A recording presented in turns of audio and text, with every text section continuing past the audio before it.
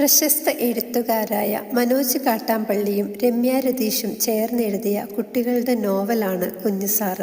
ഇതിലെ മുഖ്യ കഥാപാത്രമായ കുഞ്ഞുസാറയിലൂടെയാണ് കഥ ഒഴുകുന്നത്.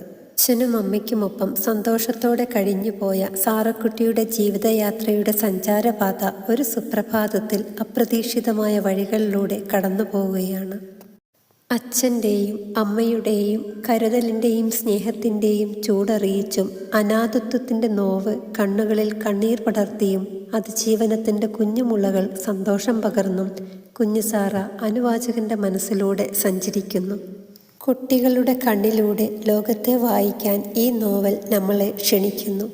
അവരുടെ കാഴ്ചകൾ, ചിന്തകൾ, കുറുമ്പുകൾ, വലിയ കുഞ്ഞു സ്വപ്നങ്ങൾ, സന്തോഷങ്ങൾ, സങ്കടങ്ങൾ, ദുരിതങ്ങൾ, ഒറ്റപ്പെടൽ, അതിജീവനം, അങ്ങനെ ഒരു കുഞ്ഞു മനസ്സിൽ പതിഞ്ഞതും അനുഭവിച്ചതുമായ കാര്യങ്ങൾ കോർത്തിണക്കിയ സ്നേഹത്തിൻ്റെയും അതിജീവനത്തിൻ്റെയും ഹൃദയകാരിയായ കഥയാണിത്.